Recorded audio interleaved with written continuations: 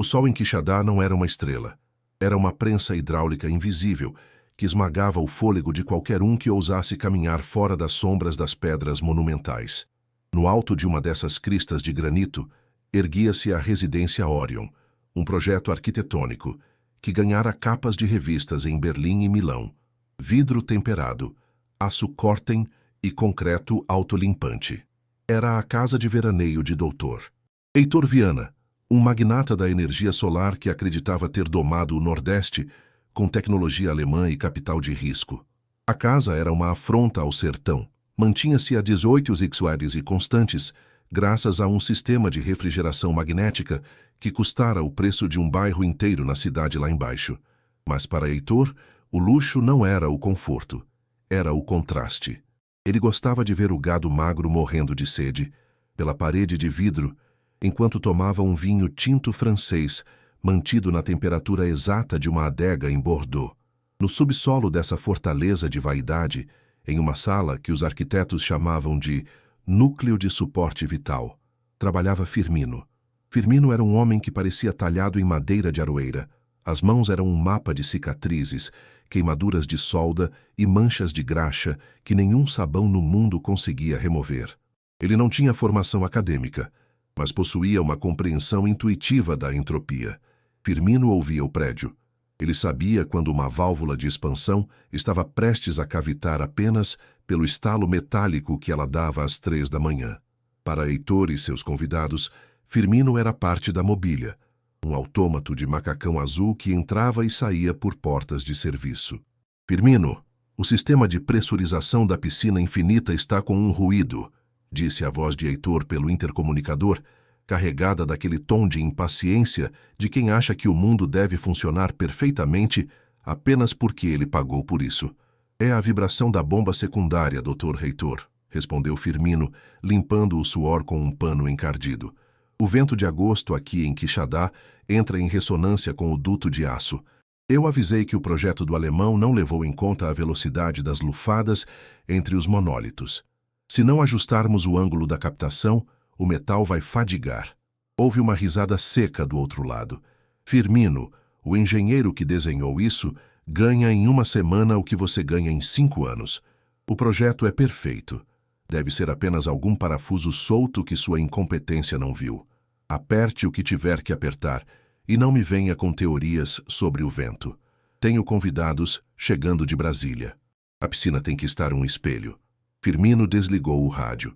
Ele olhou para o manômetro analógico que ele mesmo instalara em paralelo ao sistema digital de última geração da casa. O ponteiro tremia de forma rítmica. Firmino sabia o que aquela vibração significava. O vento do sertão, quando canalizado pelos cânions de pedra, criava uma harmônica que o vidro e o aço da Residência Orion não foram feitos para suportar. A casa era rígida demais, e no sertão, o que não dobra, quebra. Ele pegou sua caixa de ferramentas gasta, cheia de chaves inglesas pesadas e calibradores manuais.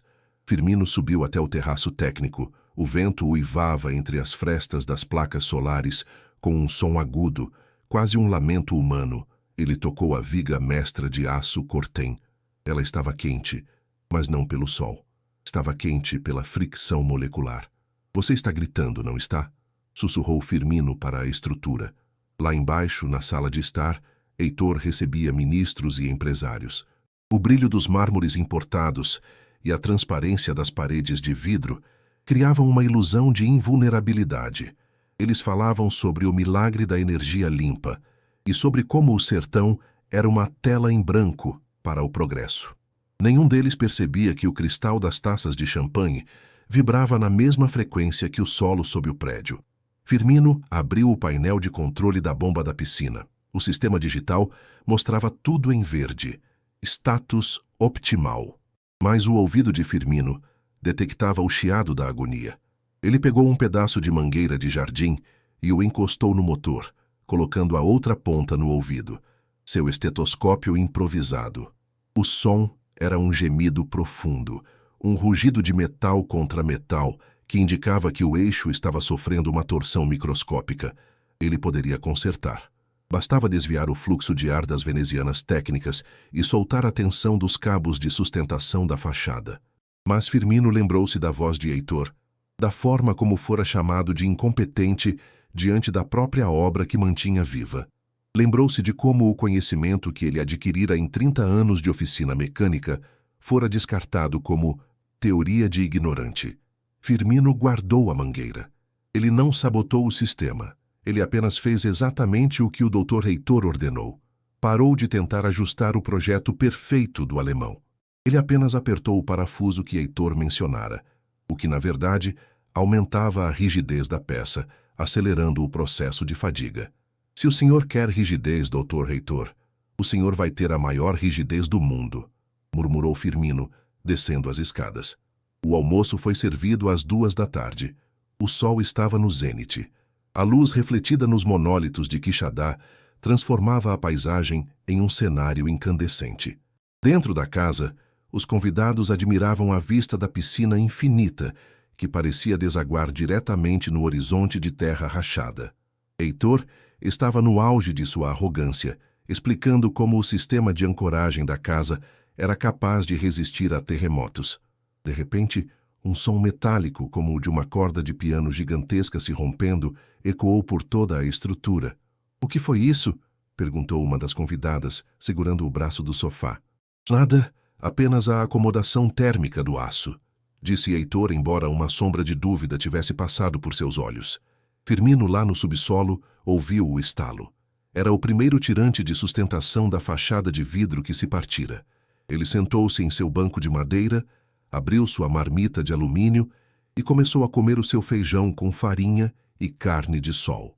Ele mastigava devagar, sentindo o sabor do sal. Outro estalo, mais forte.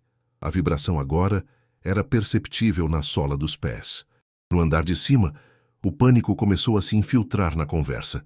O espelho d'água da piscina começou a formar ondas, mesmo sem ninguém estar nadando. — Firmino, que porra é essa? O sistema está apitando aqui. A voz de Heitor no rádio era agora estridente, despida de qualquer autoridade.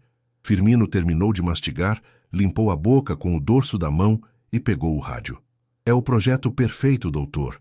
O senhor mandou apertar, eu apertei, o vento só está terminando o serviço. Venha aqui agora, conserte isso. Não tem mais conserto, Dr. Heitor. A harmônica atingiu o ponto crítico.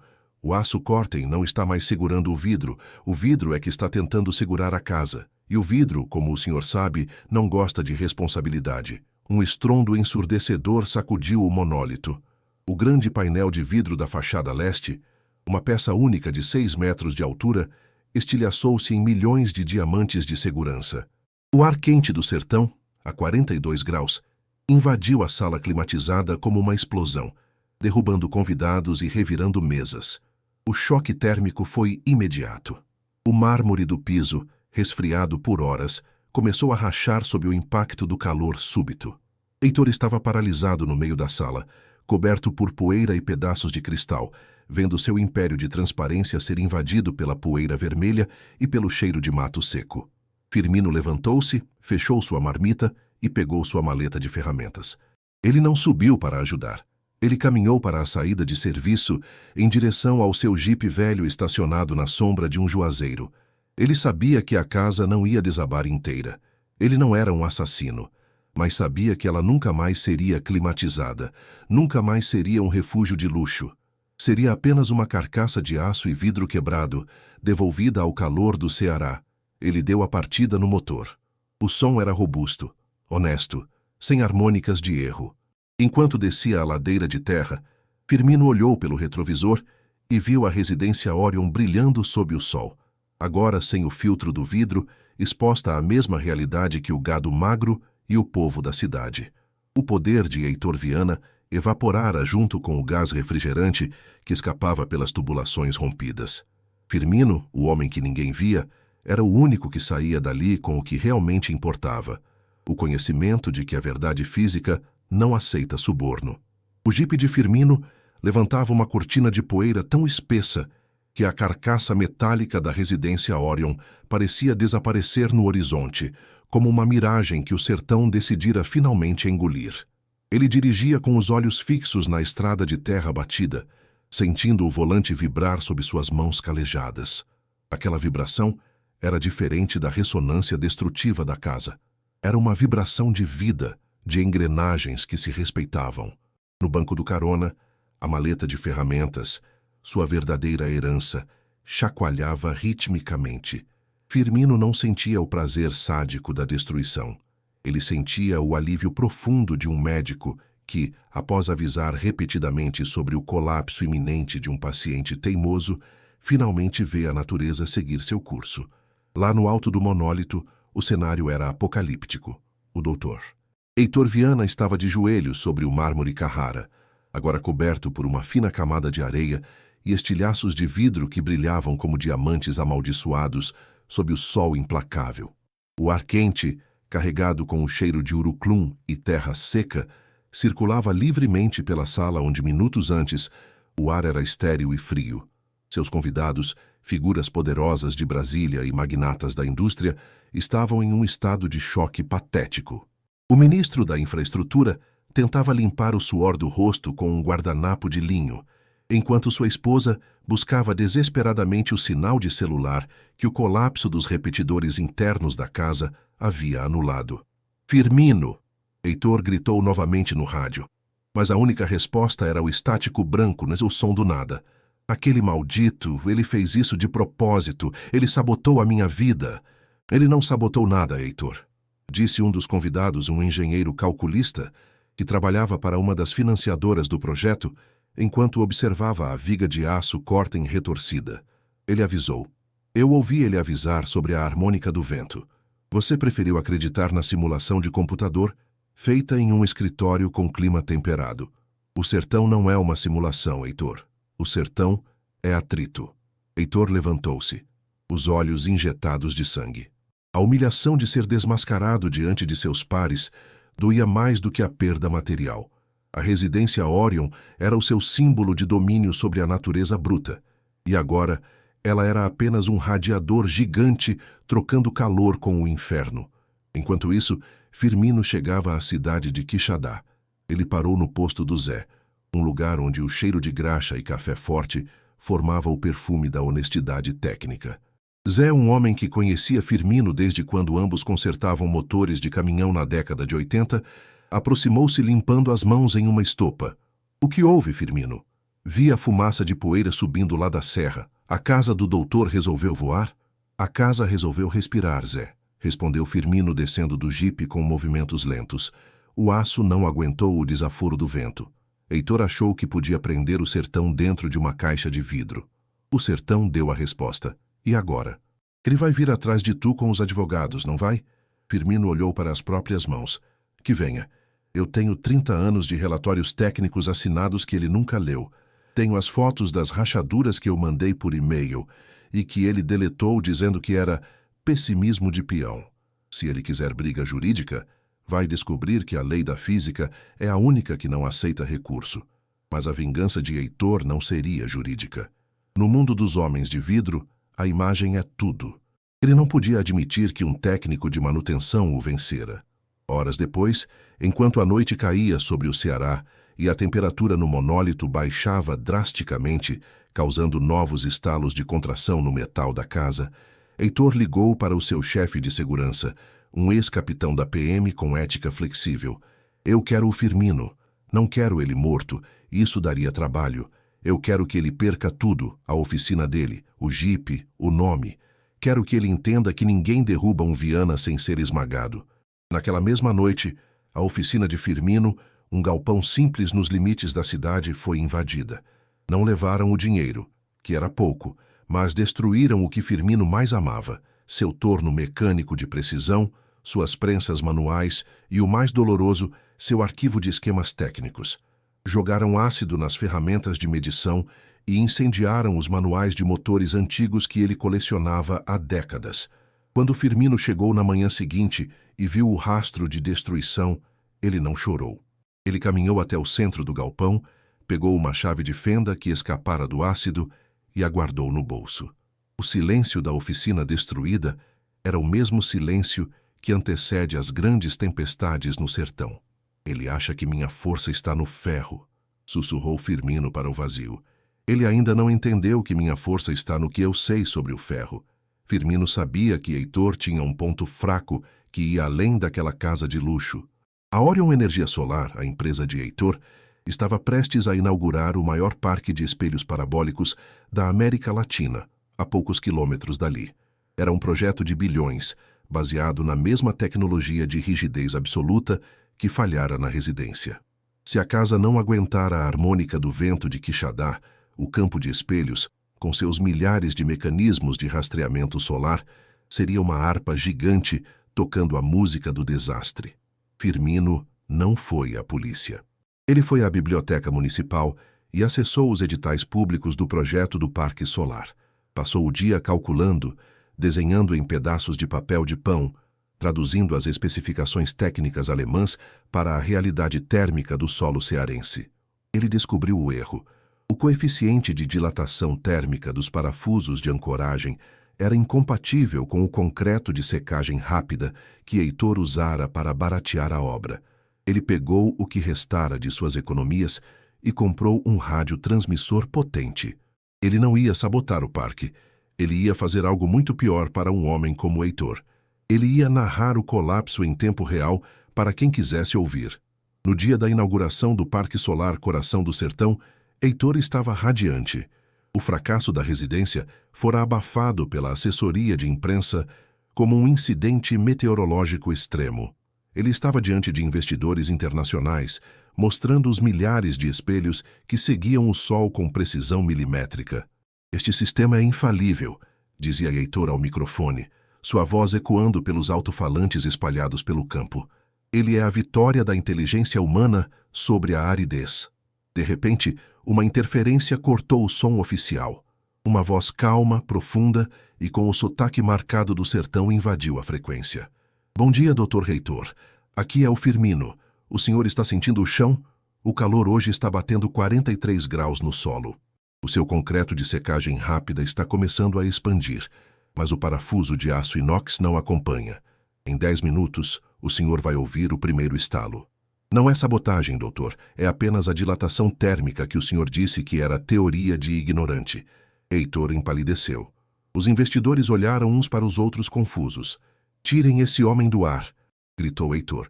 Mas Firmino estava transmitindo de um ponto móvel na serra, usando uma antena que ele mesmo construíra com restos de sucata da oficina. O primeiro estalo vai vir do setor C, fila 14, continuou a voz de Firmino. Precisa como um relógio. O torque que o senhor aplicou para apertar o que tinha que apertar criou uma tensão de cisalhamento. Escutem. Agora. Tec. O som foi curto, mas nítido. Um dos espelhos de 3 metros de altura inclinou-se bruscamente, refletindo a luz solar não para a torre de recepção, mas diretamente para a cabine de controle onde Heitor estava. Firmino, pare com isso, eu te pago o que você quiser, Heitor gritou, esquecendo-se de que o microfone ainda estava ligado. Eu não quero dinheiro, doutor. Eu quero que o senhor aprenda que no sertão quem manda é o que é real. O senhor queimou minha oficina, mas não queimou o que eu sei sobre o calor. O segundo estalo vem agora. Setor A. Preparem-se para a reação em cadeia. O que se seguiu foi uma sinfonia de destruição técnica. Sem o ajuste de flexibilidade que Firmino sugerira meses atrás, os espelhos começaram a colapsar um após o outro, como dominós de vidro e metal. O projeto de bilhões estava se desintegrando não por uma bomba, mas pela própria energia que tentava capturar. Heitor viu sua fortuna e sua reputação derreterem sob o sol que ele achava que possuía. Os investidores correram para seus carros fugindo do calor e do brilho ofuscante dos espelhos desalinhados. Firmino desligou o rádio. Ele estava sentado no topo de um monólito, observando o vale. O brilho do parque solar morrendo parecia uma constelação caindo na terra. Ele pegou sua caixa de ferramentas, agora com apenas algumas peças que sobraram, e começou a caminhar de volta para seu jipe. Ele não tinha mais oficina, mas tinha o respeito do vento. Ele sabia que, a partir daquele dia, nenhum doutor em Quixadá ousaria ignorar o som do metal quando o sertão resolvesse falar. Firmino era o mestre da entropia, e sua lição fora finalmente entregue. O Dr. Heitor Viana não caiu como um homem. Caiu como um castelo de cartas soprado pelo vento que ele desprezou. O Parque Solar Coração do Sertão, que deveria ser o marco da nova era energética do país, tornou-se, em menos de uma hora, o maior ferro velho a céu aberto do hemisfério sul. O som do vidro estalando e das engrenagens travando sob o efeito da dilatação térmica forçada cessou, dando lugar a um silêncio muito mais aterrorizante. O silêncio da insolvência. Heitor estava sentado no chão da cabine de comando, os olhos fixos nos monitores que piscavam em vermelho antes de escurecerem de vez. A temperatura lá dentro subia rapidamente sem o sistema de refrigeração, que também entrara em colapso. Ele sentia o suor ensopar sua camisa de linho, mas pela primeira vez na vida, não era o calor que o incomodava. Era a percepção de que Firmino, do topo daquela pedra, havia operado uma cirurgia de precisão em sua arrogância. Lá fora, o cenário era de uma beleza cruel. Milhares de espelhos parabólicos estavam retorcidos em ângulos grotescos. Alguns, focados por acidente em estruturas metálicas vizinhas, começavam a derreter o próprio suporte, criando poças de alumínio líquido que brilhavam como prata sobre o chão de terra batida. Não era sabotagem criminosa. Era uma demonstração prática de física aplicada. Firmino apenas permitira que o projeto de Heitor fosse o que ele sempre foi, um erro de cálculo monumental vestido de progresso. Firmino desceu do monólito com a calma de quem termina uma jornada de trabalho honesta. Ele não fugiu. Ele dirigiu o seu jipe velho até a praça central de Quixadá e estacionou em frente à delegacia.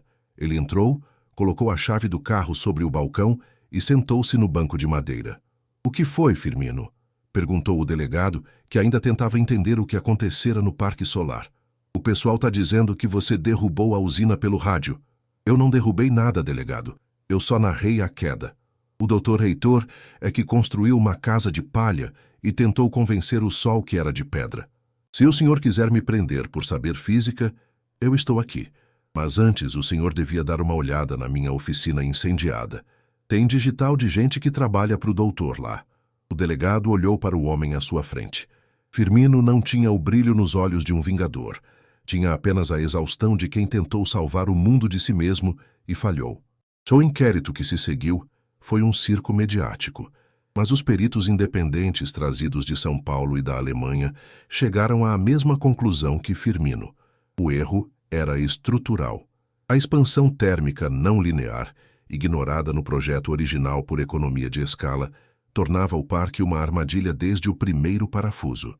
Heitor Viana tentou lutar, contratou os melhores advogados, tentou subornar peritos, tentou transformar Firmino em um terrorista doméstico.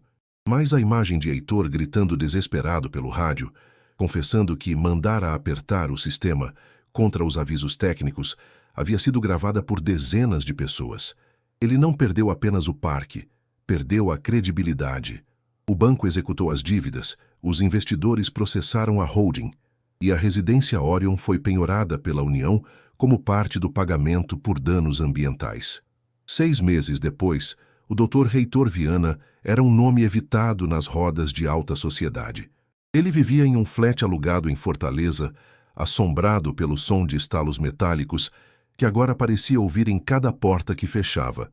Firmino, por outro lado, nunca foi preso. A opinião pública o abraçou como o mestre do sertão, o homem que enfrentou o gigante com uma chave de fenda e o conhecimento da terra. Ele recebeu ofertas para palestrar em universidades, convites para trabalhar em grandes multinacionais de engenharia e até propostas de livros. Ele recusou tudo. Firmino voltou para Quixadá. Com a ajuda dos moradores da cidade, que trouxeram tijolos, telhas e força de trabalho, ele reconstruiu sua oficina, mas não era mais a oficina de antes. Ele instalou um centro de treinamento técnico gratuito para os jovens da região. Ele não ensinava apenas a consertar motores, ensinava a ouvir o material. O ferro fala, o vento canta e a terra reclama, dizia ele para a primeira turma de alunos, enquanto segurava um pedaço de aço Corten. Se vocês não aprenderem a linguagem das coisas, as coisas vão acabar brigando com vocês. E a natureza nunca perde uma briga por pontos, ela ganha por nocaute. Certa tarde, Enquanto Firmino ajustava o cabeçote de um trator antigo, uma caminhonete branca parou na porta da oficina. Dela desceu um homem magro com roupas comuns e o rosto marcado pelo sol. Era Heitor. Ele não tinha mais o relógio de ouro ou a postura de comando. Caminhou timidamente até a bancada de Firmino. "O que o senhor quer aqui, Dr. Heitor?" perguntou Firmino sem parar o trabalho. "Não tem mais nada para apertar por aqui." Heitor ficou em silêncio por um longo tempo, observando o movimento dos alunos nos fundos da oficina. "Eu vim perguntar, como você sabia?" "O simulador alemão disse que o coeficiente de segurança era de 3:1. Como você, com um estetoscópio de borracha, sabia que ia cair?" Firmino finalmente largou a ferramenta e olhou para o ex-patrão. Não havia ódio em seu olhar, apenas uma profunda pedagogia. "O seu simulador nunca sentiu o vento de agosto em Quixadá, Heitor. Ele nunca viu como o calor aqui não é só temperatura, é pressão. O seu erro foi achar que o mundo cabe dentro de uma fórmula. O meu acerto foi saber que eu sou apenas uma peça da engrenagem. O senhor tentou ser o dono do motor. Eu só tentei ser o óleo que evita o atrito." Heitor olhou para as próprias mãos, limpas demais, suaves demais. "Eu perdi tudo, Firmino." "O senhor não perdeu nada que fosse seu de verdade, Heitor. O senhor perdeu o vidro. A terra ainda está lá. Se o senhor quiser aprender a plantar nela, em vez de tentar cobri-la com o espelho, talvez o senhor comece a ganhar alguma coisa que preste." Heitor não respondeu. Ele deu as costas e caminhou de volta para o carro. Ele nunca mais foi visto em Quixadá. Dizem que foi trabalhar em uma usina de reciclagem no interior da Bahia, lidando com o ferro velho que ele mesmo ajudara a criar. Firmino continuou sua vida. A residência Orion, lá no alto do monólito, tornou-se uma escola técnica estadual. O vidro foi substituído por treliças de madeira e cerâmica, materiais que sabiam como lidar com o calor e o vento. A piscina infinita agora era um reservatório de água para a comunidade. A última lição de Firmino foi escrita na entrada da nova oficina. A técnica sem humildade é apenas uma forma cara de ignorância. A história de Firmino e Heitor tornou-se uma lenda no sertão. Um conto sobre o dia em que o conhecimento invisível do homem simples dobrou a espinha de aço da arrogância corporativa. E sempre que o vento de agosto sopra forte entre as pedras de Quixadá, produzindo aquele som agudo e musical, o povo da cidade sorri. Eles sabem que é apenas a natureza, conferindo se todos os parafusos estão no lugar certo, e que, enquanto houver homens como Firmino, o sertão nunca mais será silenciado pelo vidro. A verdade física, sólida e inabalável, permanecia ali, no calor das mãos de quem trabalha e na resistência do que é real. E no final de tudo, Firmino Santos, o mecânico que ouvia o vento, deitou-se em sua rede, fechou os olhos e, pela primeira vez em muitos anos, dormiu no mais absoluto e perfeito silêncio.